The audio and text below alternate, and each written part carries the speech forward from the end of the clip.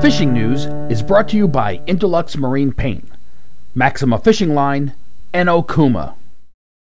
Hey there, Toby Lapinski for the New England edition of the Fisherman magazine with this week's web video fishing forecast for New England. Well, we made it through our first big storm of the fall season, and it did wonders for the fishing leading up to its arrival. Word was that all across New England, most all fresh and saltwater species put on a feed bag leading into the holiday weekend. But now we'll have to see where things pan out once the winds and seas and everything calm back down and return to normal. But, you know, there's still some fish to be had, so moving on into the reports, we're going to start off in Connecticut. Again, prior to the storm, there was a bit of a surge of bluefish landed inside Long Island Sound. I got word of solid catches of small snappers on up to the high teens, with both shore and boat anglers doing equally well. For the most part, the size of the bluefish right now is relative to the size of the bait being seen. So if you can locate schools of adult bunker, you got your shot of some really massive choppers. If all you're finding is peanuts and silver sides, likely you're just going to have those little Taylor Harbor blues. And keep in mind, speaking of bluefish, there's a big bluefish tournament taking place locally next weekend. It's the 4th annual Catch for the Cure Bluefish Tournament. With both boat and shore divisions, this is set to raise a lot of money for cancer research. Be sure to check out thefisherman.com for complete details on this event. And moving on into Rhode Island, the yellowfin tuna bite in the canyons have been pretty good lately, with solid numbers of fish in the 40 to 60 pound class being landed. Both private boats and head boats sailing out of Rhode Island have been getting in on the action, and the Francis fleet just began their annual fall tuna trips with solid results. Now, if you don't have a boat capable of running out to the canyons, but you want to give this kind of fishing a try, it's a really good shot to get in on it and see just what it's all about.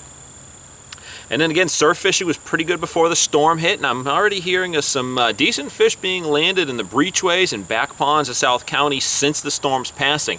These are often some of the first spots to get back to some form of normalcy following a big blow, and with peanuts, silver sides, and mullet in the ponds right now, this is the time to hit the outflows of South County for some good bass and bluefish action.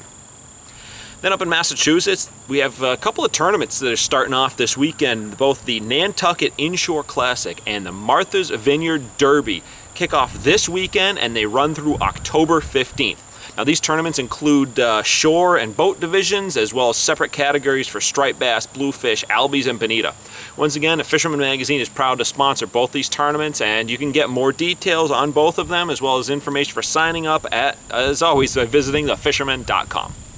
And lastly, the canal had a pretty good push of fish going into the storm last weekend, with lots of fish in the 30-plus pound class being caught. Even got word of some 40s, and there's rumors of a supposed 50 that was taken out of the big ditch. But since the storm hit, things really going into Sunday, Monday seemed to get tough, but last day or two I've started to see a few guys getting back on track. Nothing crazy just yet that I've heard of, but it seemed to be a somewhat normal bite starting to develop there once again. Alright, well, there you have it. I'm Toby Lapinski for the New England edition of the Fisherman magazine, wishing you tight lines if you head out onto the water this weekend. The fishing news is brought to you by Interlux Marine Paint, Maxima Fishing Line, and Okuma.